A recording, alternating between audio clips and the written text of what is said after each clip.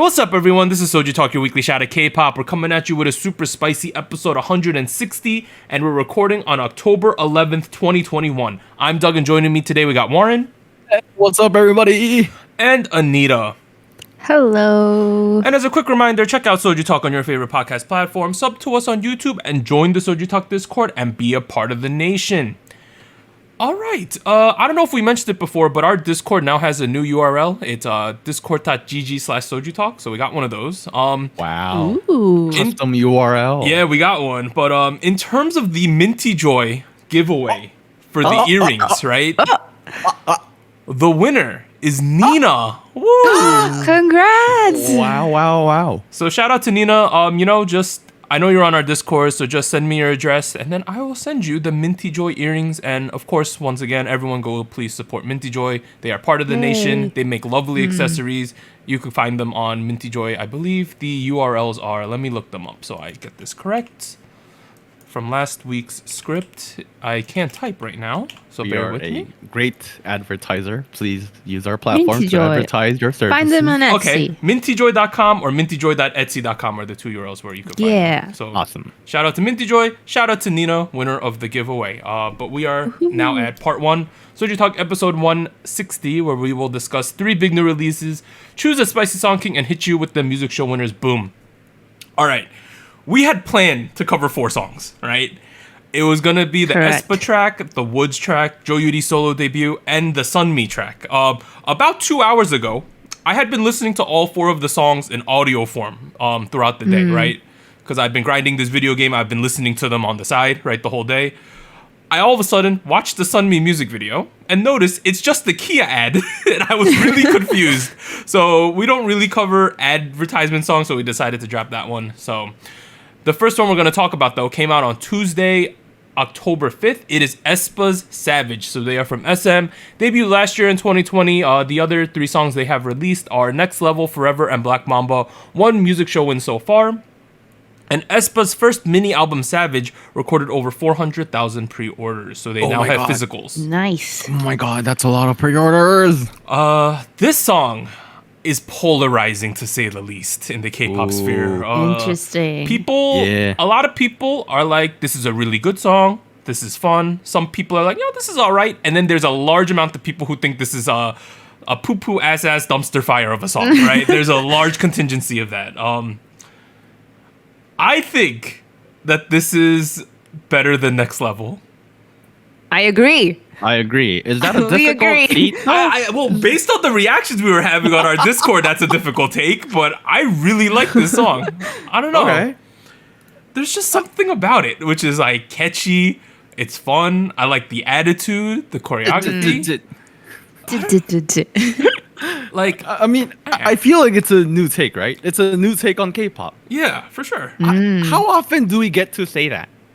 When's the last time you heard something and you were like, this is something new? I couldn't tell you, my friend. We've done the podcast for like a little over 3 years now. And like, this is the first song where I can confidently say, yeah, they're trying something, like K-pop is doing something new. It has the potential to be a game changer. Maybe this is what the genre is going to sound like in 5 years, or I don't know. Like, it has the potential to be, it might not be, but So- I feel like it's crazy. We're So- living in a crazy moment. How would you classify this song, sir? Because I was a bit Genre-wise? confused. Yeah, Genre-wise, right? Like, I think Anita and I kind of picked it out because we predicted this sound might go a little mainstream this year at the end of last year. We did. And we like to use the word called hyperpop, which has been a sort of a indie reinterpretation of mainstream pop sounds that exaggerate characteristics of pop music to the point where it becomes a meta and hyper level thing, and hence it's called hyperpop, right? Think about it this way: like if you're adding sugar to your foods, to your coffee, you decide to add too much of it to the point where it becomes a little bitter, and that's what you're going after. Never too much sugar. What are you talking Yeah. about? Well, that's what I'm agreeing with you, Anita. We're in agreement. Look, I feel like we're taking things to the extreme and enjoying the extremes, and that's why we have all these emphasized sounds like exposed bass, exposed vocals, like all these clangy drums, right? Like all of that, I feel like is a very huge characteristic of hyperpop that we see, especially with artists like the late producer Sophie, who passed away earlier this year. Rest in peace. But like, we've seen it come up in K-pop the last couple months or years or so. We've had tracks like Game Boy by 17, 24 Hours by ITZY, Nununana by Signature. I know Doug hates that song, but it's an example of the first steps that we're getting.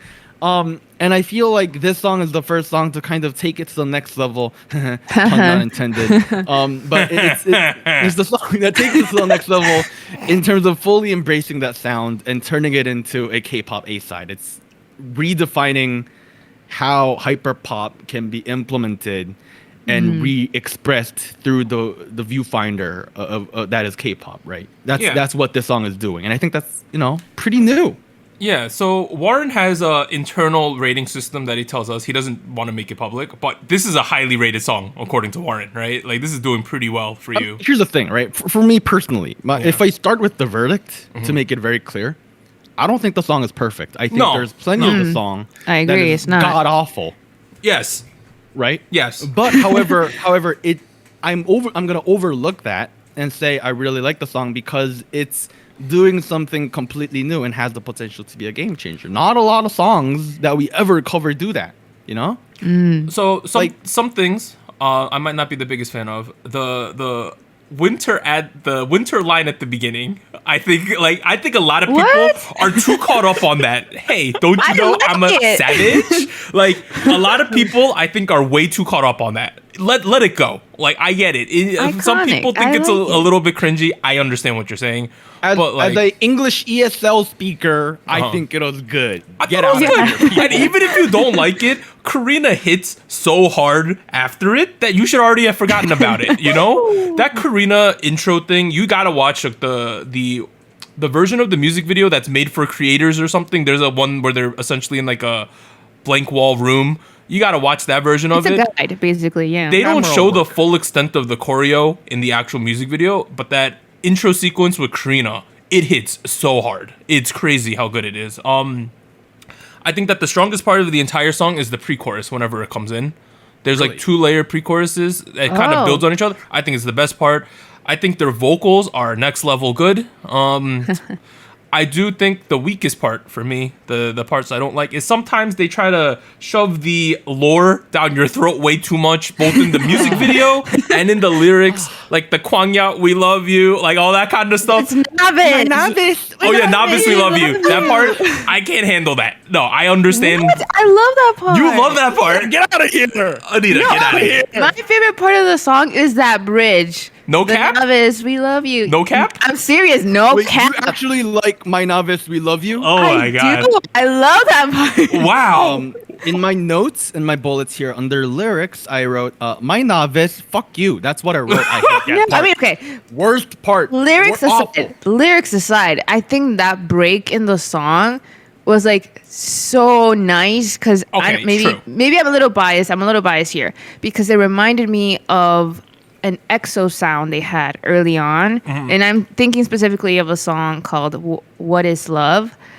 So there was there's a melody that Winter sings towards the end of that bridge, and I was like, oh, this is like kind of the same melody of "What Is Love," and I don't know, I liked it. I thought it was like, oh, this is nice. This is slightly R&B-ish, not really, but something reminded me of that. So I was like, yes. And I was sad when it went back. It reminded me of like a Magical Girl opening. Did not like that.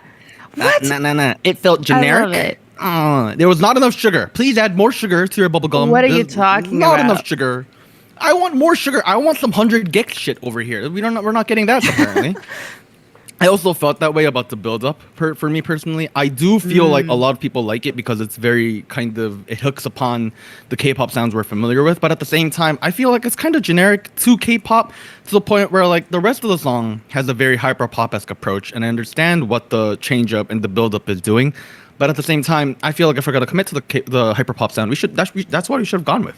That's what we should have driven home with. And I feel like they went a little weak there, where it felt a little generic, just a little bit. But I do think it plays a nice role It does play the role of switching things up. Tonally, it's very different from the rest of the track. Oh, 100%. Right, and there's a kind of a bit of a pleasure that comes from like the tonal difference in like the the stark contrast. Just like something about that is just really nice.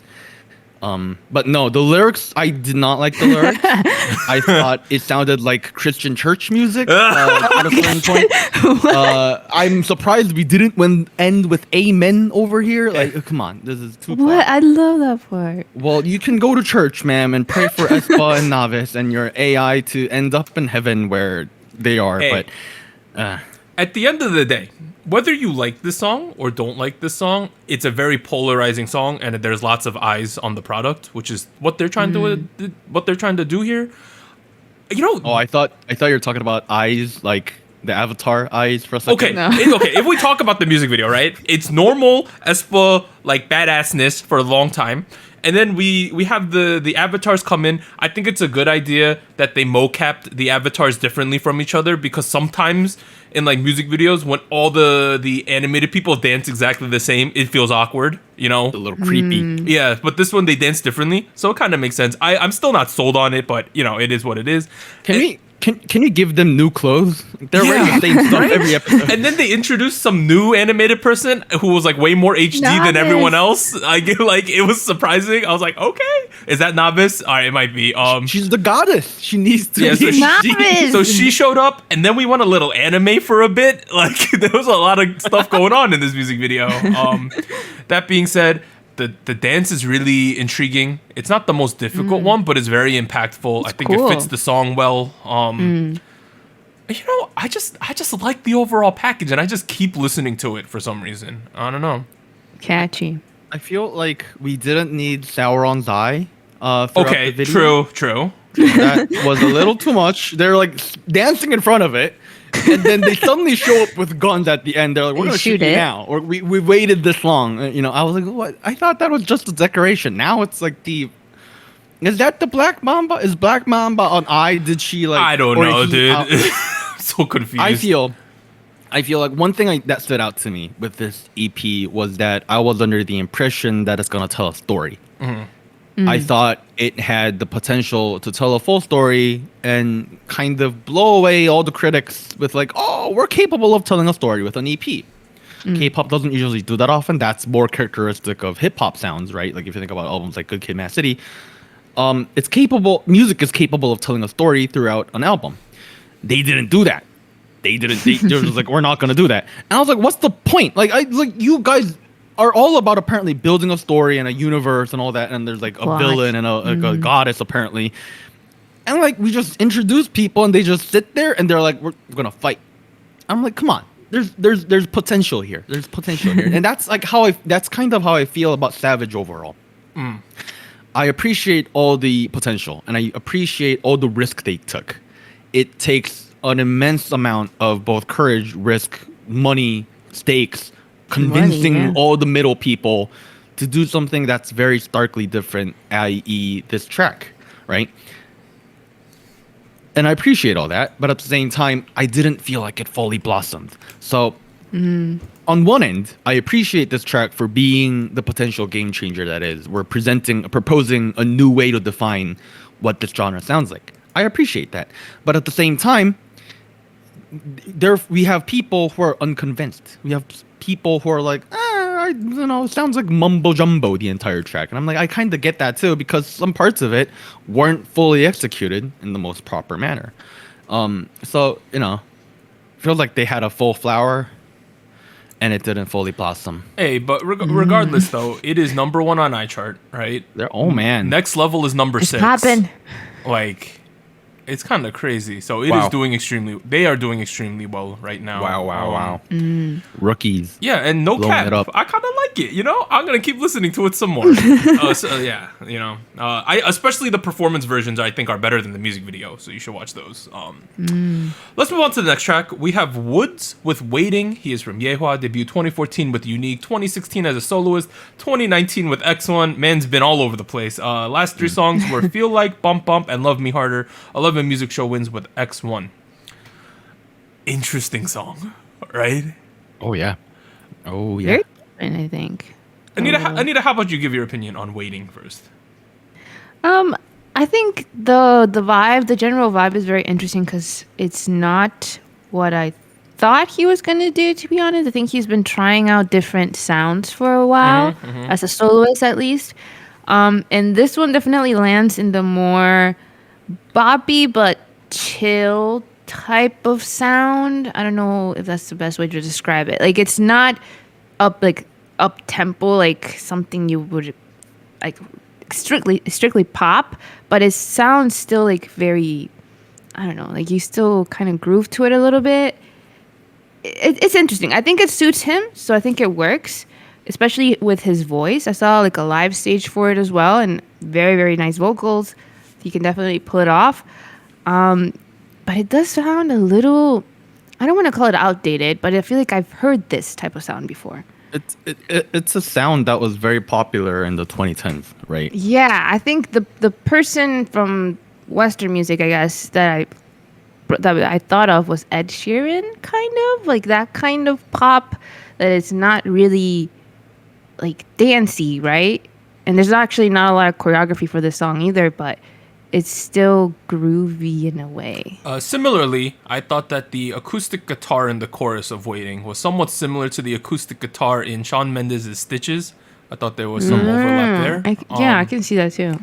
I mean, I feel like those two songs, this song, and then a lot of the songs that were popular in the 2010s, for example, Despacito, all of these tracks lean hard into one rhythm, which is called the Tracilla rhythm, which is bum, bum, bum, bum, bum, bum, that kind of rhythm. You kind of know what I'm talking about?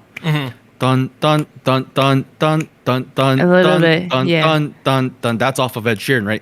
But that kind of rhythm is kind of prevalent throughout this track as well. And I feel like the track does a really good job of using that rhythm to drive itself forward and act as a backing track while WOODZ over here is singing his head off with a very sultry voice. What a lad. Okay. But at the same time, I do agree where it feels a little dated because that sound has had a huge run and it's on its kind of way out. So I do feel like we're a little late to the game, but he's strong in his game, so I appreciate that. Yeah, it works for him. Yeah. Yeah. So the most notable thing about this comeback, I'm gonna say, is this interesting music video we were fed here. Oh, yeah. Oh boy. I think it's more interesting than the song itself, and I think there's a tiny bit of disconnect between what the song sounds like and what you're actually watching on the screen because it's dealing with some heavy things like. Visually too. It was like almost a suicide scene. He had a gun to his head at one point. He's bleeding blood at another point. The whole thing's revolving around like someone stalking someone else. It seems, and they can't like a really bad breakup. Yeah, who knows? Something like and toxic. Anita and I were talking before the show. She's like, it might be an unreliable narrator because we don't. It's unclear if he's the stalker or if she's the stalker because he has pictures of her on his wall, yet she shows up at his door and then he kind of hides in the door. So I don't know what's going on here. Like, yeah, very odd. It was kind of heavy, right? Like, also the ending. The end. Did you? Yeah, there was a gunshot. Like, you don't see what happened. I don't know, man. How do you feel about that, Anita? The whole thing. I think it's interesting. I think it definitely adds another layer to the song itself. Like if you were just listening to it, you wouldn't get all of it. Also, I feel like acting wise, like he really committed to it. Yeah. So. I know. I'd like that there's an added layer of like depth, I guess, in the sense where like the song you can listen to the song by itself, right? But with the visuals, the music video, there's an added layer of, I guess, complexity to what's going on, and I think it's cool. I like it when songs do that because you get a full experience. And what's even nicer about this is that the lyrics are written by Mr. WOODZ himself. Okay. Yeah. Okay. That always adds a layer of personality, if you ask me. True. I'm getting that WOODZ spice, and I'm not exactly sure how it was being expressed throughout the music video, but at the same time, I think it was enough for me to appreciate. Maybe he wants to stalk people. Hope not. Yeah, he's been doing like a lot of different things lately. We'll just have to see where he settles in the future. Let's move on to someone starting their run right now. So on Thursday, October 7th, we had Jo Yuri's official solo debut with Glassy. So she is from Wake One, debut 2018 with IZ*ONE, 2021 as a solo artist right now. She did release a song before this called Autumn Memories, and hey, she has 26 music show wins with IZ*ONE. Wow. I need to compare this to the Eunbi song, right? Because we've had two IZ*ONE kids release songs like within a month of each other. Yep. I prefer this one.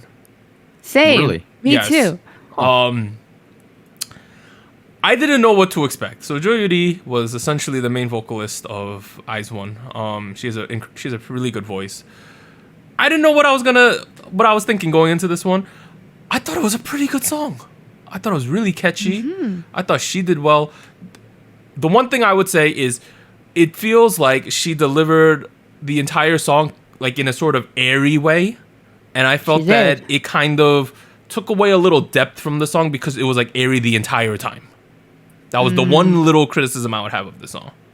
That's my takeaway as well. Like I guess I never paid enough attention to Yuri's voice to realize how husky her voice can be. Yes, it's pretty husky. Yeah. And it sounds really nice. I really like the way she sounds. There's a unique character to that that a lot of K-pop artists nowadays kind of lack. And I really like that. At the same time, I feel like I can't help but wonder if this genre is the best way to showcase that. I think the song is fine as well. Yep. I think the song is fine as well. But I do agree with you. I feel like partially it's also, I think, the mix. Yes. I don't think it did a good job of mixing her vocals with the beat. I think it was very loud, actually. But at the same time, it was still really nice. But I do feel like there are other genres where she can really, show off her full potential. Yeah. And this was a little lackluster for me. I also don't think she needed to go like what everyone else is doing and do something that has some retro elements in it. I would have really liked her to switch it up because like there's so many people doing things like this. I feel like beat. I mean, honestly, I'm usually the one that like looks at the beat and talks about the beat and the production and whatnot. That part of it was kind of boring, to be honest. The hook. That was a little lackluster too. But at the end of the day, I feel like the biggest takeaway for me is that Yuri is a great vocalist. She's a great performer, and I'm very excited for her. She just needs a better song or a song that suits her better. Because right now, I feel like it was a little weak in that aspect. If we remember back to Produce 48, her main issue was confidence. It's clearly not an issue anymore for her, right? Like, Dude, I hope not. I remember back in the day, she was kind of just like sitting in the corner. But Anita, how'd you feel about Glassy? Also, before we get to Anita, it's obviously a play on her name, right? Because Yuri means glass in Korean, so that's why the title's probably this one. But Anita, how'd you feel about it? I guess I'm slightly more positive towards this song. I think for me, the vocal hook was I don't know if I like it that much, but it's definitely memorable. And I don't know if it's because it already sounds familiar to me for some reason. I feel like it might have been like I don't know if it's like a sample or something, or like the melody itself it has been referenced before. The hook just sounded really familiar for some reason. And then going on to her actual vocals throughout the whole song, I don't know. I really liked it. I also agree that I didn't realize just how interesting her vocal tone is. And I didn't mind that it was that airy throughout the whole song. I think it definitely made me feel like, oh, this sounds... The song itself, like, it's not super amazing. It's not like vastly different than what everybody else could be doing, but she makes it sound different because it's combined with her voice. So I like that about it. I also feel like there was a slight, I don't know if it would be bossa nova, but something about the like certain parts during the vocal hook made it seem like, oh, this sounds slightly retro, but in a very I get what you're saying. Throwback way, slightly bossa nova. I don't know. And the visuals, I love the visuals in this music video. They're so pretty. My favorite. Very colorful. Yo, that short hair though. Hey. I love the shot where she's like in the clouds. Like the lighting there was amazing, and I liked how they styled her hair. And everything visually was really pretty. So props to the visuals stylists. have gotten crazy for Jo Yuri with this song. It's nuts. I really like the moments where like she's like standing around like presents, gift boxes. Oh yeah. And the camera pans around her. I'm like, this is a beautiful shot. This is just a beautiful shot. Sounds great. Looks great. This is great. Hey, so we got the Jo Yuri solo stuff. She's from Wake One, so she's sort of in the CJ E&M bubble still.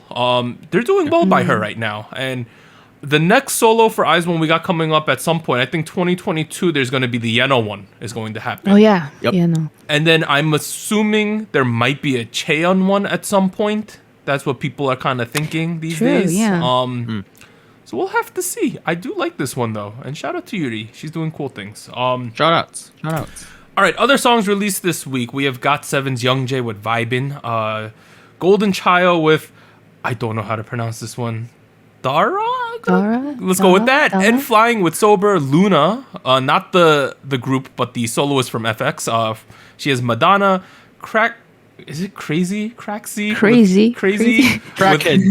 Okay, with Gaia, Pixie with Addicted, Gravity. They released a B-side track called Vini Vidi Vici. Raiden, featuring NCT's Tail, released Love Right Back, and it also has Lil Boy on the song. And then SunMi released Go or Stop, which was that Kia ad. All right, Spice King. There are implications this week because last week on episode 159, Twice's The Feels picked up double crowns because everyone gave it first place. Second place was ITZY's Loco, and Woosung's Dimples was in third. So if Twice wins today, they will be entering the Hall of Spice. But the new candidates are the three songs we talked about: aespa, Savage, WOODZ is Waiting, and Jo Yuri's Glassy. All right. Confident chart this week. Confident chart. Oh. I will put Twice's The Feels again in first place. I think that it is the best out of the stuff in the last month, probably. Second place, aespa's Savage. Don't you know I'm a savage? It's in second place. Savage? Yes. Anita, that didn't sound savage at all. I'm sorry. Oh, I'm a killer. Too public. And in third place, I will put Yuri's Glassy in third. So that is my chart this week. Wow. Oh my god. I do prefer it over the WOODZ song if I think about it. So that's why it is. Dang. Doug, we're very good friends this week because I have the exact same chart. Let's go, Anita. Let's go. So Anita also has Twice in first with The Feels, aespa Savage in second, and Jo Yuri's Glassy in third. But what about you, Warren? SunMi's Go or Stop was a good song. It was supposed to be third.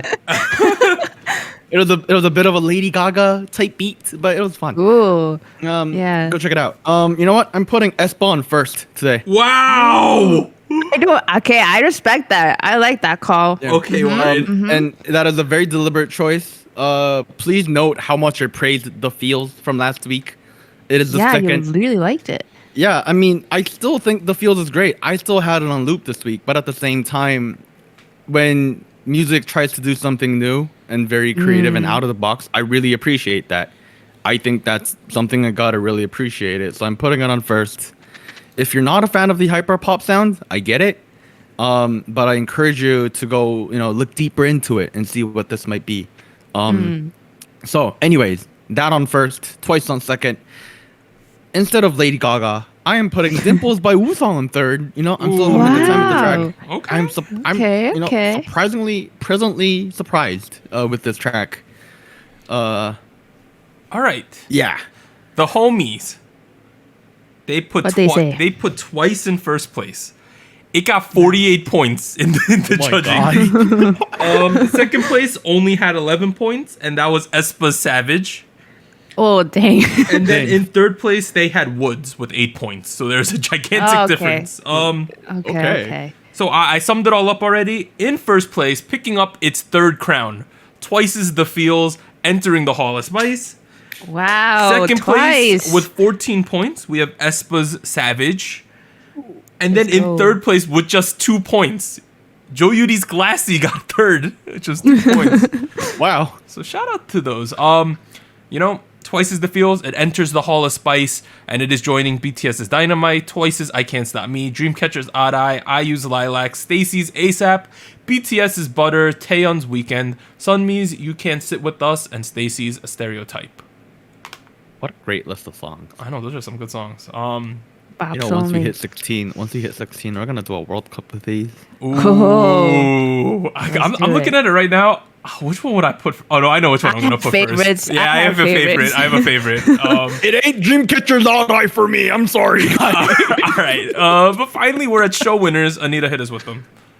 Yes, we have a couple here. We have NCT once again. NCT 127 with Sticker won on M Countdown, so they're up to 10 total wins. Damn. Wow. Congrats to them. And then we have ITZY's Loco with his first wins on Music Bank and Inkigayo, so a total of 2 total wins so far. Wow. And then we have Key with Bad Love. Had a win on Show Music Core. First win for that one. Great song, even though we didn't cover it. Okay, it's a great song. The homies have been complaining, like, even though they're the ones who voted the songs. I agree, though. Yeah. Like, hindsight 2020, that's a song that could have been Holla spiced. That's how good that song is. Yeah. It has that, plus the added factor that a lot of the dancers who are on the Street Woman Fighter show are his backup dancers for it. So the song is kind of popping off right now. It is a very good song, like, objectively. If we have like a backwards review day or something as an activity, that'll probably be one of the songs we talk about for sure. For sure. It is what it is, though. All right, but we are now at the end of part 1 of SojuTalk episode 160. We'll be back after a short break. 3, 2, 1.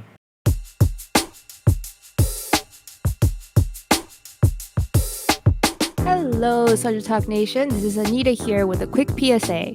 If you would like to support SojuTalk Kpop Podcast, please like, subscribe, or follow us on whatever platform you're using. And consider joining our Patreon at patreon.com/SojuTalk or donating to us at paypal.me/SojuTalk. On behalf of the crew and myself, thank you. Now back to our regularly scheduled episode.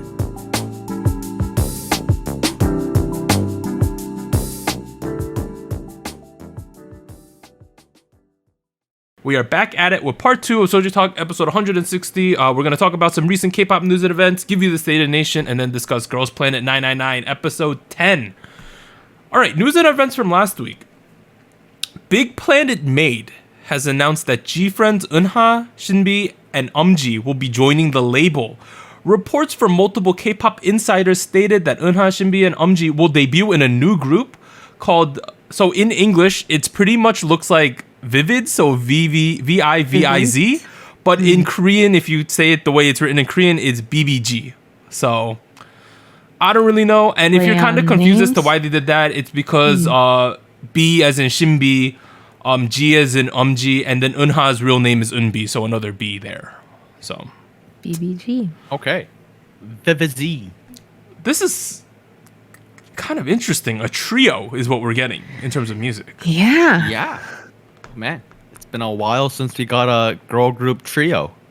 Yeah, and we're kind of missing out some notable people, like Yedin, who was considered the most popular member for a long time, is not here. Yuju, who's the main vocal from the group's not here. So we'll have to see what we get with this. I think Warren was talking to us off camera, of course, about this Big Planet Made company. So can you give us some background info? Right, it's a new company. The only other artist signed under Big Planet Made is Soyu, formerly of Starship and Sistar. And the company is owned, run by Mr. MC Mong and audited by Mr. Park Jang-geun, which at this point, with a lot of K-pop listeners, I doubt that's a familiar name, which due to a series of scandals, which you can look up, he went inactive a decade or so ago, actually. And ever since then, one thing he's been doing is those two have been creatively directing and leading Million Market, which is a subsidiary of SM Entertainment. Subsidiary of SM Entertainment. Now, that's not to say there's any official connection between BPM and Million Market and SM. Just those two. But it is interesting to see that this company is essentially led by the same people that have led Million Market, which have had various, successful ventures. So that's all I wanted to say. Thank you. I'm not sure if I'm excited or lackluster, but hey, that's something. I'm keeping an open mind. I don't have huge expectations, but we'll have to see what comes out of this. I'm excited. Yeah. I want to see some iteration of G-Friend, because it was really sudden, the disbandment. At least I wasn't like a huge fan, like keeping up with all the news, but I did not see it coming. So I'm glad there's still something. We're distinctly lacking sort of like a classic G-Friend sounding group at the moment. Yeah. Where it's kind of like classic I don't know, classic girl group sound, right? Where See, but to be honest, I don't even know if this trio combination would do that. No, I don't think they would do that. No. Right? So, I feel like they should do something completely new. You know, take some big risks. Hey, Yeah, Mago was very different than their normal stuff when it came out. That's right? true. So, That's true. nice. That's true. all right, Anita. We have this next thing that Anita's gonna read. It's a K-pop city, apparently. Yeah, so Wow. maybe if you're traveling to Korea sometime in the future, you might be able to visit this city. So SM Entertainment has started the discussion to transform Songdo Incheon into a K-pop city of sorts.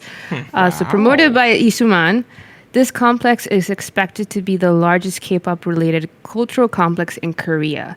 So other major entertainment companies are involved. JYP and FNC are expected to participate in the project. And the total cost for this thing is supposed to be in the trillions of won. So that's With that's in the SM billions of dollars USD. Yeah. So I mean, you're building a city. Yep. yeah, all that infrastructure and all that. But SM Town Planner is considering the establishment of a separate organization for a large-scale business and forming a joint committee for this thing. So There are kind of these trends in Korea where like rich people pretty much buy an entire area and transform it, right? That's essentially what this feels like. Right. You could call it what you want, gentrification, whatever, but essentially they're gonna buy a giant area, right? Pretty much buy everything out and then transform it into a K-pop complex. I don't know how I feel about it on a societal standpoint in Korea, but on a K-pop standpoint, it'd be kind of cool for a touristy K-pop area, wouldn't it? tourism, yeah, 100%. K-pop Disney World. Yeah. In Korea, like a lot of people visit Korea because they like K-pop, right? But there is no like K-pop hub in Korea per se. Like you can take pictures outside of the company you like. There's like very few album stores. Maybe there's like 4 or 5 in the city. If you're lucky, you go to a concert, but there's no like, oh, this is the K-pop entertainment area, right? I like K-pop. This is for me. If they do have something like this, though, it'll generate a lot of income, right? For sure. I mean, Songdo, I don't really want to look at it from a gentrification perspective because Songdo has been an area that's being actively developed. Yep. And it's been like a very governmental thing with a lot of internal intent to do that for the last like several years. Given it's like a free trade area, there's Coastal, like right. There's like a Yonsei campus there. Good luck to those students, by the way. There's like a whole load of like UN offices there. It's like a booming part of town. I'm looking at the wiki page for it. There's a bio complex, whatever that means. There's a information architecture department. I don't know what that means, but that sounds pretty high tech to me. So it's one of these like hyper modern new areas, right, that have been popping up. So I'm gonna visit if I ever get to. Oh yeah, Sounds cool. Yeah, they're gonna throw billions of dollars at this. That's crazy. I hope it works. All right, on the chart side of things, Warren, talk about this interesting thing that iChart might be doing. Oh yes, iChart, which is run by Instiz, has announced that they are preparing to include Spotify, Apple Music, and YouTube Music in their charts. Now, our chart is the Korea's first and only combined chart for online music rankings. It's run by the online community Instiz, and currently, our chart updates song rankings every 30 minutes across 5 major charts in Korea, which are Melon, Genie, Flow, Vibe, and Bugs. Yeah. That's a big move, right? It's the big move. You're getting all the big IT US side things into it, right? More or less. For reference, in terms of market share, Spotify debuted this year. They are 1% of the Korean streaming market. Apple Music is 2.3, and YouTube is 11.3. And if you add in the old people, Melon is 24, Genie is 13.1, Flow 10.6, Vibe 3.5, and Bugs 2.5. So they are kind of in the range of these other players here. So it does make sense. I think the things we have to watch out for is you're adding more charts. Therefore, all kills will be way more difficult, right, to get progressively harder with more. And then people were talking about how most of these charts are behind paywalls in Korea, including YouTube Music and Spotify. So that's why they probably have smaller market shares. I mean, one thing that's obviously been happening the last couple of years is like platforms like these that we just added have been growing. Like at the moment, Spotify and Apple Music in particular are considered more like a music fan mania a platform, whereas Melon or Flow are considered like more mainstream because you get access to it if you have a certain plan and with your phone service. But there are actual services. People are actually using them. And I'm not sure where you exactly pulled these numbers, but I remember a different number where Spotify was a lot higher. YouTube Music was near like the 15s. I'm sure it's changing every month, so it's changing all the time. But it gives you a good idea of when that's changing. So it's not a small thing we're adding here. It's a big market share. It's a big market share, and I think all kills may become extinct over time just because there's so many charts with so many different types of people listening on them. But we'll have to see. But I think it is a pretty big move for them because they're really including everyone now. All right, other news. BTS announced the concert, right? Last week or whatever. For some reason this week, everyone else announced concerts. So twice, 3 days of concerts were announced for the KSPO Dome in Seoul from December 24th to it can't be the 25th, I think to the 26th. And it is going to be starting off their new tour. So it is not first, it's not the only dates. We don't know the extent of where they're going, but they're doing something there. SojuMe, first online concert called Good Girl Gone Mad on October 30th. So if you're a SojuMe fan, you probably want to get tickets for this online concert. ONEUS, concerts from November 6th to the 7th, and they also announced a comeback themselves, like concerts on November 6th and 7th, and they also announced the comeback in November. So they announced the concert, and they're like, we also are going to come back right before it. So that's something. Nice. And then first US tour from December 5th to the 20th, making stops in LA, Phoenix, Dallas, Houston, St. Louis, Fort Wayne, Cleveland, Harrisburg, and New York. Oh, wow. It's quite the list. Yeah, kind of some interesting cities in here, right? Yeah. But if you are a very, very fan, make your way out to these spots. Support them in person. Concerts. I wonder. I think the big thing will tell if BTS announces more US dates or twice announced like an actual global tour. But a group like Very Very would not expect them to just be like, yeah, we're gonna do this US tour before like anyone else has really announced one. I don't know. True. Yeah, I guess everybody else seems a little bit more tentative. That being said, everyone, if you're gonna go to these concerts, make sure you're vaccinated. Things like that, being safe. I got my flu shot yesterday, so you might want to get that. Yeah, I should do that. All right, some other things. With My Universe, which was the Coldplay BTS song, reaching number 1 on the Billboard Global 200 singles chart, BTS are now the first artist to get 6 number 1s on that chart. Wow. So my God. Only 6 times? I feel like there should be more. Yeah, I don't really know the Global 200 chart all that well, so yeah.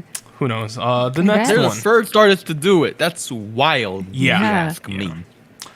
All right, JTBC reported that 2AM will be making a comeback with title tracks written by Bang PD and JYP himself. And it is happening on November 1st. It will be Bang PD's first song given to a non-hype artist since BTS's debut. Oh, wow. Oh, wow. Yeah. So I guess that makes sense. In terms of historical context, Bang PD worked with them back when he was also at JYP. So there is a connection there. It's not out of nowhere. Because Bang PD was at JYP originally back in the day. Interesting. I did not know this. Yeah. Hey, they called up the big hyungs to write up some songs for them, right? Aww. It's back to the basics with 2AM. I mean, like, Changmin was part of Big Hit for a while, too. Yep. And I believe it is going to be straight ballad like they normally do. So we are getting pure 2AM. 2AM. Next, former IZ*ONE member Minju will continue her career as an actor. Urban Works stated, quote, "It is true Minju received an offer to join HYBE's new girl group, but she has a strong will to become an actress, so she will start her acting career." So it confirmed that they did want her in HYBE's group. There was an offer. But then she said, nah, fam, I'm going to be an actress. It kind of makes sense to me. For her. options. Something Hey, different. how about Hype? You announced something about this girl group. It's the most secretive. It's like the worst kept secret ever. You know, like everyone knows it's happening, but They're leaking it on purpose now. It's like Spider-Man. Like they're leaking it on purpose to hype it up. All right, next one. In Hypen's Dimension Dilemma has recorded over 910,000 pre-orders. Oh my Oh god. my god. Oh my god. In Hypen has like 3 songs, dude. They already are like a million pre-orders. Oh my god. That's so many albums. 900,000. And then lastly, there was a little bit of an oof. So in the past week, Ace members Jun and Chan tested positive for COVID-19. So I know we're opening things up a little bit, but just stay safe, everyone. You know. Get your vaccines. Yeah. So the flu vaccine, right? It's apparently like people want it, and it's sort of like you got to get a spot because it seems like there's very high demand for people wanting it right now. Makes sense. Man, it was wildly easy to get it last year. Yeah, because I went yesterday. My mom went today with my grandma, and she said like they were declining walk-ins for it because they didn't have enough vaccine. I don't know if that's just my local pharmacy issue, Your area, or if it's a greater issue that there's a really high demand for it because you know the flu plus COVID thing ain't gonna be good, right? Look it up. City MD. Now, please give me your shots. All right. Announce big comebacks. Everyone announced the comeback. Like everyone. Oh my god. Donghae featuring NCT's Jeno, October 13th.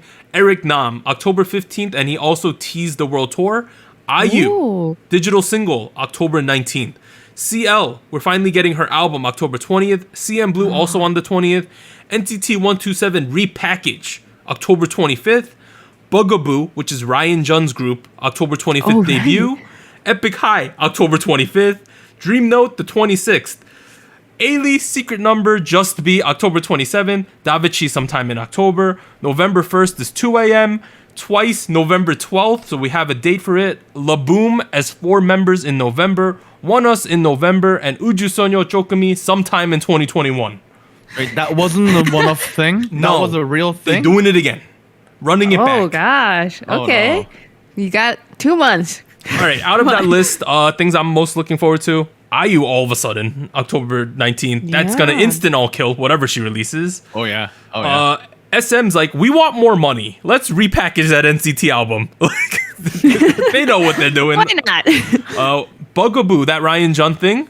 We haven't been the biggest fan of his music lately, but now that it's his own group, he's kind of trying to pull a Stacy up in here, it seems, you know? Well, it worked with Stacy. Yeah. We have some interesting people from Produce 48 Oh, gonna right, be yeah, in yeah, that yeah. group. Yeah. So And then twice November 12th. Pretty massive.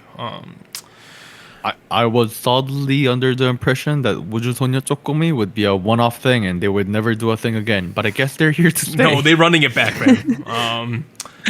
All right, State of the Nation. I will go first. We've been grinding the game New World. It is owned by Amazon, man. if you didn't know, by the way. Oh. They have a user-based economy where there are no traders. You can't buy any items. It's completely one-to-one, person-to-person is the way this game functions in terms of the economy. I have curbed the market on certain items. Like I have been ripping people off because I know I'm the only person who could get certain items. Doug. Are you allowed to say That's this not on the very show? honest. Aren't the server people Oh going no! to I give them the items for like cheap or free, dude. Like they involved, fam. Like they know. But Wow. yeah, it's been fun. We've been grinding. It is what it is. In terms of other things, let's see. Oh, I've been watching a new anime that came out. It is called Komi Can't Communicate. It is a popular manga that is now getting an anime adaptation. Here is the description that's on Netflix right now. At a high school full of unique characters, Tarono helps his shy and unsociable classmate Komi reach her goal of making 100 friends. Nice. So basically, like, she can't talk, right? And when she does At try all? to talk, like, she could wow. talk, but she has, like, social anxiety, things like that. Oh, I see. I think the first episode came out in Japan, and it will be in English on Netflix officially in, like, a week or so, something like that. I watched the fan translated version. It is amazing. Like, Is it? the animation, it's like a comedy slice of life type of thing, but the animation quality was so good. Nuts. So please go check out Komi Can't Communicate. I mean, if you're remotely a weeb by any degree, there's no way you have not seen the memes that comes out of this anime. Right? Oh, she makes or manga. She makes really cute noises, like a lot, and she kind of and she has cat ears at times too that kind of pop out. Interesting. So there are so many memes already about this show. Yeah. There's been memes for like several years now. I was like, finally they're making an anime. It got a drama adaptation first. Do you know, really? Did you know that? Yeah. No, I did not know that. Yeah. That was a thing since like a month or so ago, and that's a thing. I don't know.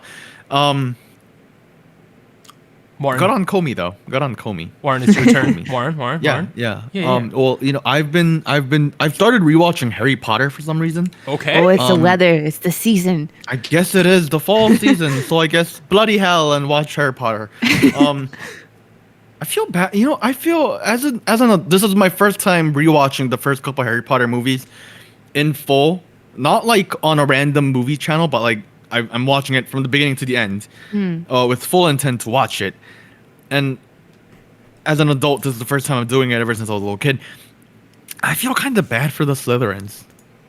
Oh, really? Really? Okay. Here's the I thing, can right? see Okay. that. I can see that. Yeah, actually. you see, right? Like when you're a kid, you're like, oh, Slytherins, they're asshole, they're all assholes, they're all racist, and like now that you grow up, you kind of realize Draco Malfoy is the asshole, and he's used to represent the rest of the team, which I'm not sure if you know, like I'm sure they're good kids. Like, okay, like here's the first movie, for example. At the end of the movie, I guess spoilers for Harry Potter first movie if you still haven't watched it.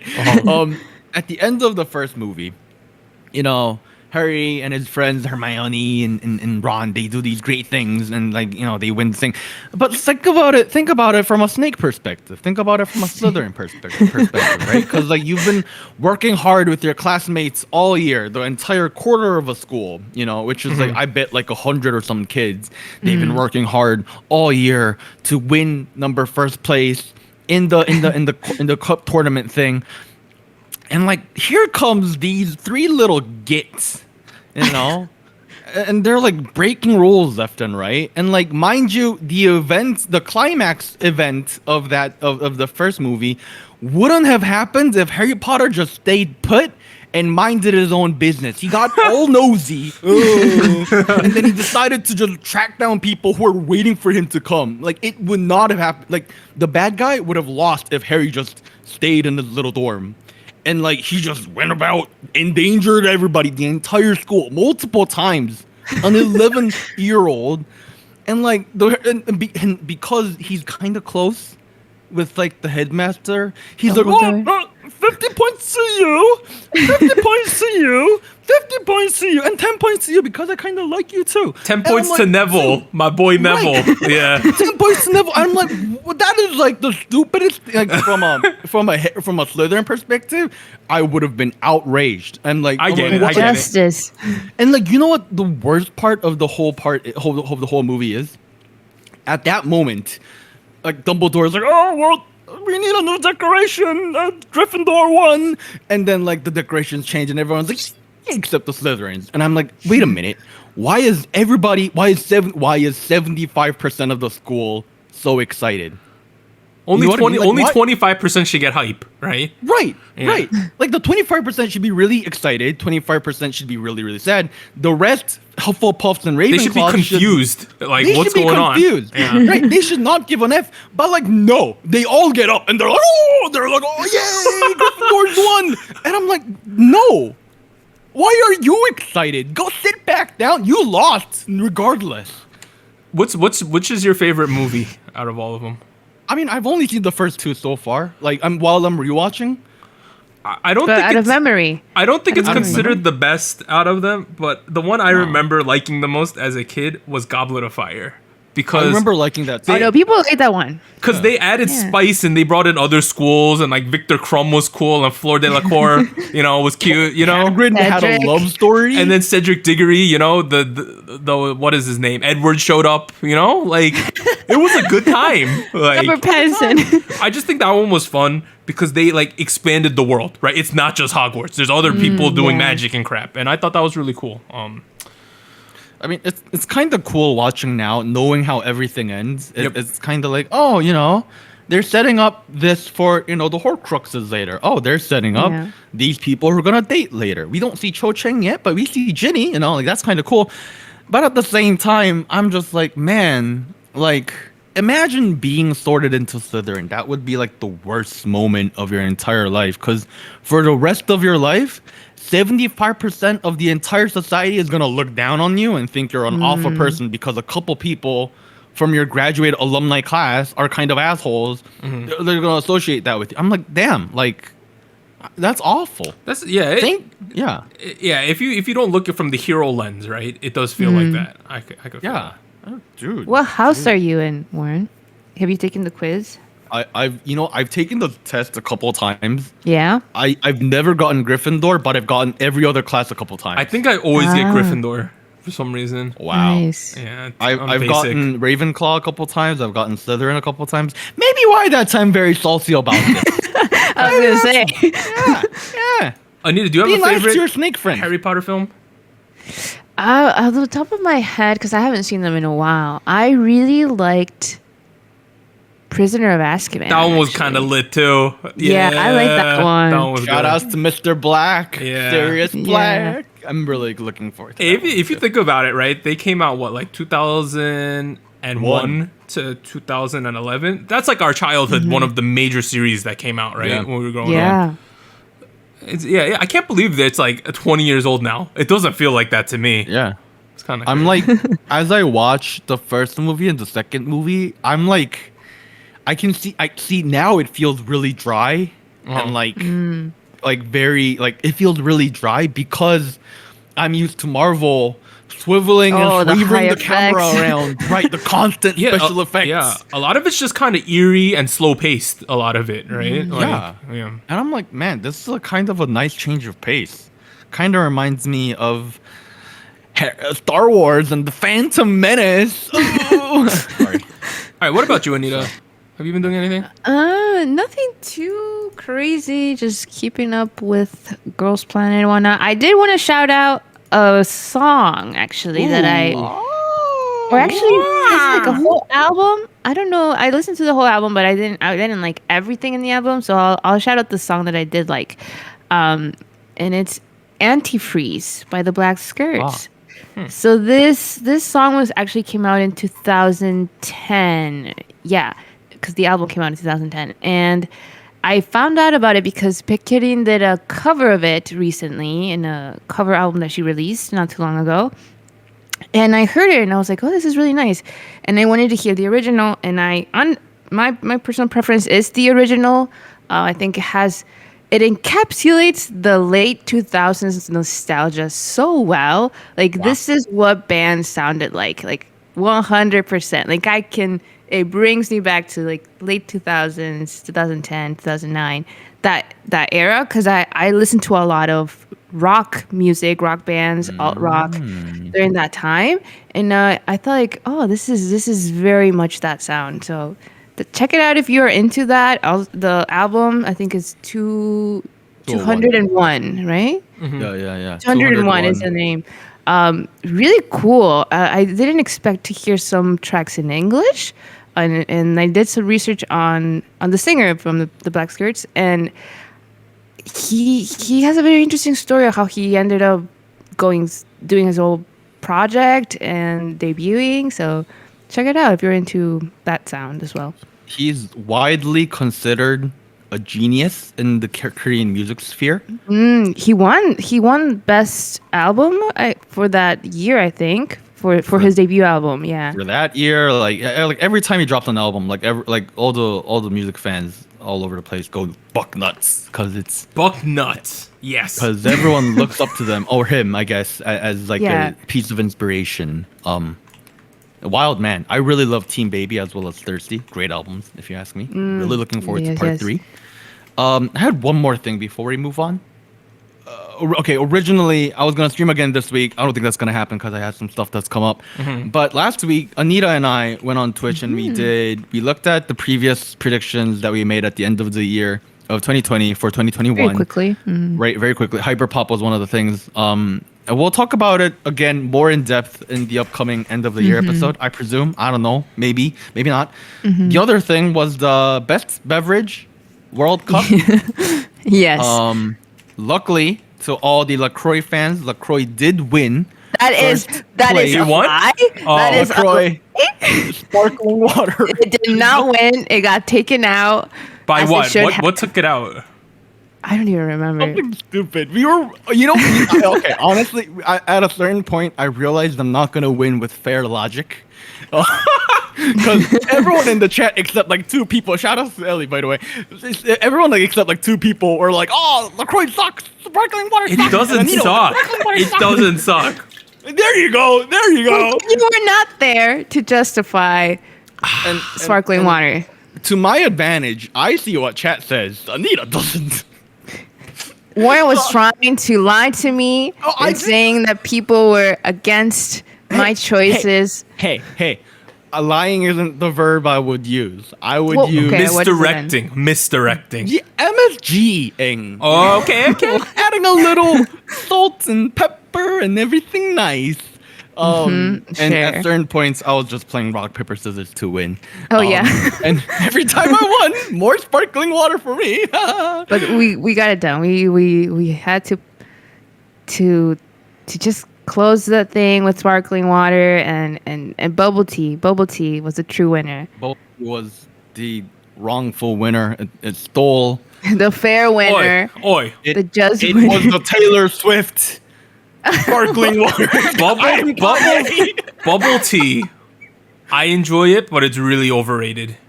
Let's be honest here. Like, milk coffee is better. Straight up, milk, like coffee with milk and sugar is like tastier than bubble tea. So, you know, at a certain point, I think the final round was Sprite against bubble tea, and I really wanted to say Sprite. No, bubble tea's better than Sprite. Like, exactly, right? Someone in the chat was like, "What kind of Asian are you if you're not choosing bubble tea?" I'm like, shit, you're right. Trying to guilt you. I'm a yellow man with black hair. I need to pick bubble tea. When we mean bubble tea, we mean like a base tea with milk, right? None of the weird stuff. Like, I drink the mango stuff whenever I go to get bubble tea. Yeah. So because bubble tea has won the best beverage World Cup, we are going to be following it up with best bubble tea flavor World Cup eventually. I like that. Yes. Yeah, I'm really basic though. Flavors. I just get like the whatever is the first thing on the menu. The best rated one. I'm going to drink my taro with 30% sugar and less ice. That's not probably basic at all. But hey, you know, if you haven't had bubble tea, try it out. It's good. You be the judge. You should try it out. But before you do, stop by your nearby grocery store and grab a can of LaCroix, because it'll refresh your day. Do y'all like the bubbles, the tapioca pearls? I like them. I do. Yeah. Warren doesn't. You don't like you don't like the things? I think no. Anita, you're also adding MSG to your words. Please watch what you're doing. I personally think that the bubbles are good overall. However, you know, sometimes when you're drinking your drink, they kind of get in your way, you know? Like sometimes... Preposterous. Sometimes I'm just drinking my bubble tea and like I want more of that taro milk tea flavor. And I'm just like, I got more stuff to chew before I can drink again, you know? And then you drink again and there's like more stuff to chew. And like the tapioca pearls, they're fun. You know, they're nice. They're bubbly. I get it. But at the same time, sometimes they kind of get in the way when you're trying to drink your bubble tea. No, sometimes you got a mouthful of balls that ain't the greatest thing ever. Yeah, there you go. Doug knows what's up. Yeah. LaCroix would have won if Doug was there because he knows what's up. But he wasn't. All right, Anita. Yeah. All right. Let's blast off to Girls Planet 999 episode 10. Yes. All right. There was a little bit filler at the beginning. We had a fan meeting that was non-contact. I like how it was non-contact. We saw some like quick special stages that we would have never seen before. They performed. Of course. the ones that I want to point out, they did the My C high note with Bora and Chaehyun. Wow, we hit the note this time. She can sing. Wow. Bora is, I think, the best singer on the show for sure. Right? Hands down. Wow. Hands down. Yeah, I guess so. The other thing I liked was they did Helicopter. And Fuyaning had to eventually did it with Yujin on the stage, right? I kind of like that too. All together. It really proved that there's no beef there at all. Like there's nothing there. It's vegetarian, no beef. No beef. Vegetarian? Yeah. Fan meeting. It is what it is. I wasn't there, so it's not the best part ever. Let's move on to relevant things. We saw the 4 stages today. We saw Shoot, Utopia, U+ME equals Love, and Snake. But let's start with Shoot, which was the first one. It's a 7-member group. Before they performed the stage, we had some edits here. We had the Yujin leader edit, rough practice, where everyone was kind of off key a little bit. That being said, after the practice, they said Gunmaya was one of the best people out of the entire show. Made sense. She really fit this concept well. And 2 people on the bottom were Yujin, who kind of just she struggled with the high note a bit. I don't think she's a true main vocalist, but in this song, she kind of has to be. And then Chun Shinwei, consistently not that great, right? She works hard, though. She tries. She's not that great, though. Let's be honest here. All right. I think this song had the lowest ceiling to start off with. It's just kind of a cutesy song, nothing too crazy. Retro sound. I mean, I feel like they did a really good job of portraying it. There was a lot of good energy. Yeah. Kids I liked in this stage. I thought Gunmaya did really well. Made sense that she did well. I thought Huning Bahie, she did well. I liked her on this stage. And then my girl Ruan. I want Ruan to make the next round. I was so surprised by this newfound love for Ruan. I did not see this coming. Ruan, wait, why? Is in my top 3 favorite Japanese kids. Wow. Top 3 or 4 because I like Shauna too. But Shauna. I guess if I had to pick a 3, she would be the 3rd as well. Right? Ruan. Yeah. Get on the After Ruan hype train. Ririka and Shauna, I would pick Ruan. She's so cute. Come on, you gotta put her in the group. For me, if there's 5 Japanese kids I like, right? Okay. I like Mashiro, Yurina. Okay. I like Ruan. I like Shauna, and then Hikaru. That's the order too. Oh. I mean, I don't dislike any of them, but Ruan though. Yeah, Ruan though. Something about this performance was just very, very solid. You know? Yeah. She fit that theme too. The concept. I wonder if it's gonna be a big ask for one to make it though. I think, realistically speaking. Frankly speaking, a lot of the people I'm very much rooting for are in a very difficult place. Life is difficult, guys. I also we're not the biggest fans of Huning Bahie, but she's doing pretty well and she has a good voice. I will give her due there. And at the end, the whole edit was kind of Yujin just being relieved that it's over. Yujin's preschool is finally closed. Shout out to Yujin though. She got a song which I don't think was completely up her alley, and she had to lead the thing and be the main vocalist, but she still kind of did work. So she's doing. I imagine that's really stressful because Yujin hasn't been a leader figure previously, right? Nope.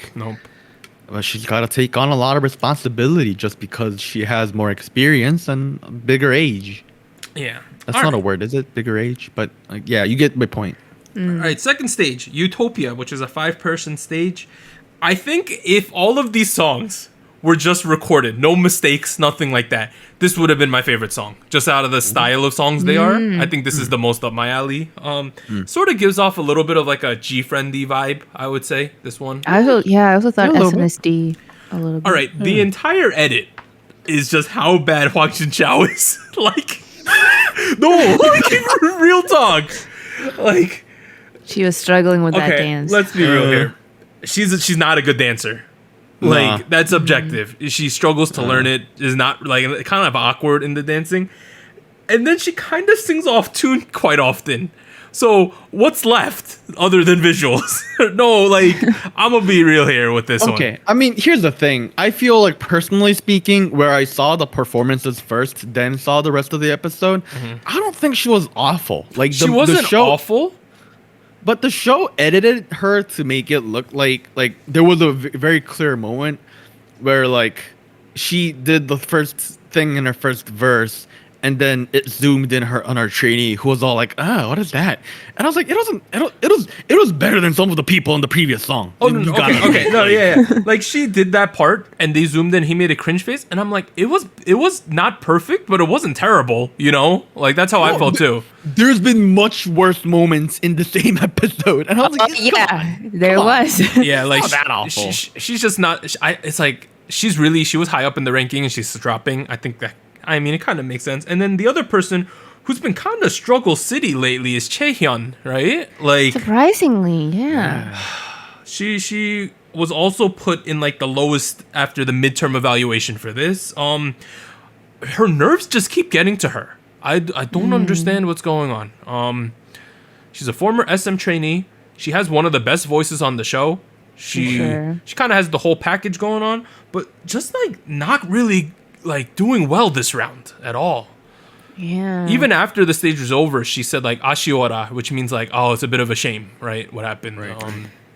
I don't know. Though, I mean, overall, I was still kind of impressed. Like, you can still tell that she has that SM voice going on. She is basically like younger Wendy in terms of singing.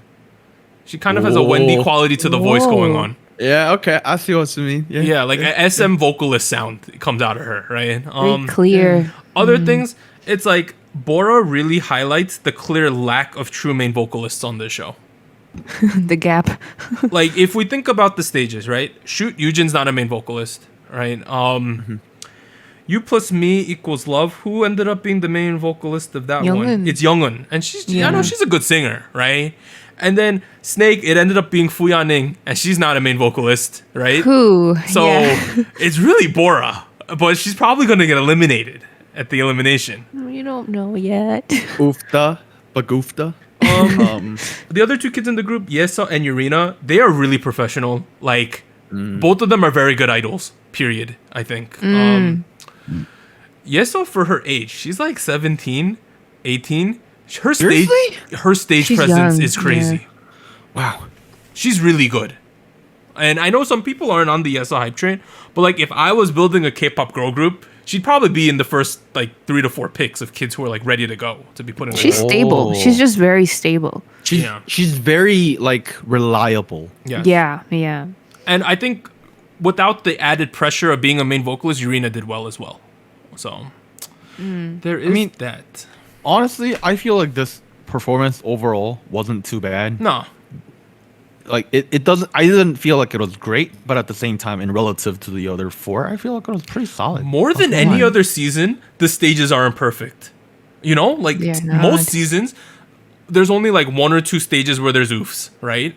This year, almost all the stages have oofs. I wonder what happened. You know what we also don't have? Like every season, we had a legend stage. There hasn't been a legend. We've been a couple high notes from legend stages this year. Yeah. We haven't had that one it moment. No. All right. The next stage was U+ME equals Love, 7-member group. The whole edit was about Suyeon being unaware of how good she is, right? She got put into this group from Snake. She had to learn the song real quick, so she was feeling down. She's like, I don't know what I'm doing. I'm not very good. But look, midterm evaluation, she was placed into the best kids in the show. So it made sense to me. When they actually performed, I thought she did really well. I thought Mashiro consistently really strong. Youngun really strong. This group just had some good kids in it, right? It was the cleanest performance, for sure. To be honest. Yeah. So I feel like that's one of the reasons why I thought like, oh, this kind of stood out a little bit, and I understood the the master's reaction to it, because I feel like this was the cleanest performance vocally, dance wise. It was the best performance overall too. Yeah, like, for sure. This is like I couldn't ask for anything more, honestly. So here's a fun fact: all 3 kids who were planet passed in the last round are in this group too. So they are fighting for survival. Maybe the masters know what they're doing, you know? Yeah. Overall, just an extremely clean stage, which is what you needed to do to win, because every other stage there were parts that were a little awkward. The last one was probably supposed to be the most hyped up stage of this round. It was Snake stage. Oh boy. The edit was the death edit for Suruchi, right? Like, Suruchi. That was such a bad edit. And I don't think it was all editing. It was kind of her attitude too, right? It revolved around her. She got main vocal from Youngun. They kicked Youngun out, right? They sent her to U+ME equals love. And they went to the midterm evaluation and they're just like, it's not that good. There's no impact here. And the vocal coach was like, I like Fu Yanning's voice, which I agree. Fu Yanning typically has a very good voice. And they're like, you should be main vocal. They get back to the room. and Fu Yanning's like, can I really apply to be main vocalist? Here's my job application. Yeah. She's like, can I do that? Letter? And she shot Suruchi a stare, and it was awkward, right? And then it was tense. They got back to the room. She's like, I want to try for main vocal. The mentor said it'd probably be a good idea. Suruchi goes, Fu Yanning, your part number 2. I hate that part. Worst part in the song. I can't believe she said that, though. I was like, okay. Did you really? And then everyone is like, you should take one for the team, And then they ended up switching, and it ruined Suruchi's attitude. And Wonja called someone out again. She's like, hey, if you're going to have this bad attitude, you should go back to the door. Ooh. Shout out to Wonja. She's like real with people. She ain't taking anyone's bullshit, right? Like, but yeah, Suruchi. She's a controversial person on the show because of some social media posts. She was doing really well the entire time, but this edit was not good. And like objectively, I don't know if they were showing her at bad times, but she kind of looked down and everyone was talking about it. So it's not like they were making up that she was having a bad day, because you saw multiple people talking about it, talking to her about it, talking about how it's awkward in the room right now. So it's kind of undeniable here, right? My biggest question to you, right? Because since I think among the three of us, I think you're the best connected with the Western audience that pays attention to GP999. Have they been affected by this edit? Like, are they still? I don't know too much. But okay. I will say, like, on a personal level, I think it was a big shame. Like, I might be shifting my China number 2 vote to some other kids potentially. Why are you voting for China number 2? That's not votable. Oh no. Oh wait, never mind. Like, okay. Instead of your voting, internal ranking. My internal ranking is shifting, is what I'm trying to say here. Okay. Yeah. Okay. That makes sense. She just hasn't done too well lately, in my opinion. We got to the stage. It was ruined by Fu Yanning's attempt at a high note. Let's be real here. If she had hit the note perfectly, this could have been a legendary tier performance, I think. But she didn't. It was so bad, and it was so long. Like it was like a slow motion train wreck that just kept going. Like to be honest, to see it happen at the rehearsal, right? So like they had been practicing this combination, this formation for a while, right? Mm-hmm. After the mid evaluation, I just can't believe that nobody said anything, or there was no rearrangement of sorts, like, because she clearly could not. So yeah, I feel like at that point it's too late. Here's the thing. You're doing rehearsals before it happened. No, Anita, when you're doing rehearsal, it means you can't change it up now. No. But prior to the rehearsal of the day, right, of the performance, like they must have practiced this beforehand. Like they must have heard her try to sing this note. So I don't get it. Like as I'm not a professionally trained singer, right? But without like major effort in a short period of time, you know what notes you can hit and not hit, right? Yeah, you get the song, you try it, you're like, oh shit, this ain't gonna work, right? But nope, they went along with it. It was pretty bad. Like, and she was rushing, they said, and like she just wasn't doing well, and that's a shame because she was rising in the rankings. Kids who did well, right? Daeyeon, consistently very good. Mm-hmm. Hikaru finally had a moment in the last first moment in the last 5 episodes. Ego, Maji, Makdish. That was honestly that was probably the killing part of this song, or the main thing. The reason why you would watch this stage, Shun Jiao Ting is really good. Like she's the center there. She I don't think it's a hot take. I think she's the best kid on the show. If I was building a group right now, she would be the first choice. Wow. And I think she's completely justified herself being first or second place the whole time on this show. Yeah, I mean, again, I feel like she's very stable. I don't think she has made like super big mistakes, and I mean, personally, I don't think she has made like amazing performances either. But it's like you're not nervous when she's performing. That's why I want to. Yeah, say. she's a little no jam off camera, at least as far as we can, as the edit is so far, right? She's just kind of fine. But like on the stage, she's a monster.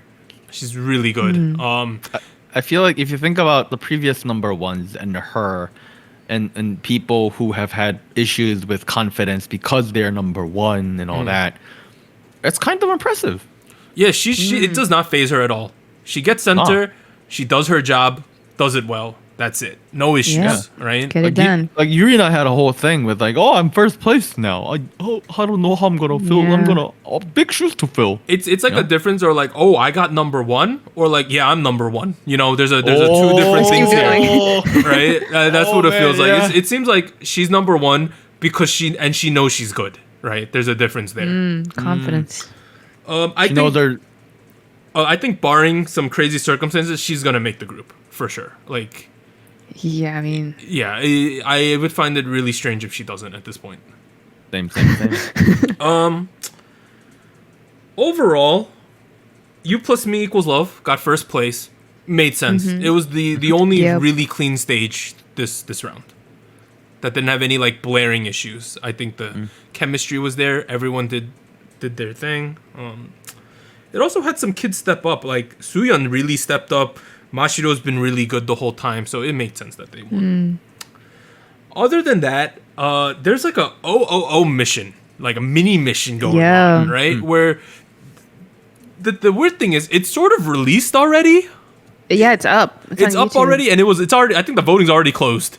But like they released them doing OOO, and I think that they judged how the rankings of that based on how many likes the YouTube video had. So that's kind of weird. But we're gonna see how they made those groups next week. And the teaser, basically, they said there's like a debut group in there, and it ends up being like all of the top 9 is what they were saying in the edit. So we're gonna have to see what that ends up being. Okay. Wow. Well, we're only 2 episodes away from wrapping everything up. We're gonna have filler / or we're gonna have elimination plus probably prep for the final song is what normally happens. And then the week after is the finale. The finale. My sister, she's like, "Oh, I'm gonna be home on the Friday when the finale happened." Oh. And I was like, "Yo, you coming home for Girls Planet?" She's like, "No, I'm coming home for my birthday, you idiot." When my mom told me my sister was coming, I'm like, "Oh, for the finale?" And my mom was like, "No, it's her birthday." So that happened. Great job, Douglas. This season's gone really fast. Like, it's just like boom. Yes. Yeah. And honestly, it hasn't hit too hard though. Like, right? Like, really? It just feels like it's a fun show. But I'm just so curious to see how this all ends. You know, I think what is it really gonna be? I think that this season, like other seasons, there's going to be a ton of variability over the next 2 episodes. I think some favorites are going to go home next week. Really? Yes. And I think that the finale's like going to be a dumpster fire. I feel like this year, especially, like the popularities are kind of evenly spread between a lot of the members. Yep. While like, if you look at Prisoners 48, for example, and I'm using that as an example because I remember it more clearly than the others, it was kind of clear who was like more popular than the others. And yes, there were some shockers, but Mnet decided to rig, the whole thing. Outside of like Chaewon, it was pretty much like the other kids were pretty like, they're the higher ranked kids, right? Right. And there were a couple shockers at the final episode, and that was it. It was pretty much everything you expected. I feel like we're not really sure until the very end of this season. Yeah. All right. It's been fun so far, though. And I wonder what it's going to turn out in the end, because, it's going to be crazy. But, especially with they're only saving 70 kids on a planet pass this time, and there's no country limits. Oh, so boy. it's going to be nuts what was going to happen. But that has been Girls Planet 999. Next week, we are potentially covering... Let me take a look down here. Scroll down. On Tuesday, in Hypin, Try B, and Jessie via Street Woman Fighter and Kangta. Ooh. Yeah. Okay. And then Wednesday we have Lightsome. Thursday we have Black Swan. Friday Eric Nam, and Monday Jin Hyuk. But this has been Soju Talk, your weekly shot at K-pop. I am Doug, and I'd like to thank Warren and Anita for joining me this week. We'll see you next week, everyone. Bye. Bye. And hyping's gonna be hype. Bye. Bye. Special shoutouts to our Fiesta patrons: Based Mina, Shadow, Delmonic, Ellie, Jedi, Goku Mama, Jacob, Liam's Games and Toys, Luke Daniels, Malfiar, NJ Parks, Tier. Thank you for joining SojuTalk, your weekly shot of K-pop. And special thanks to our Discord server mods: Jacob, K Music Erday, Koala, Malfiar, Max, No Bias Nuna, Tuggles, and Wolf297.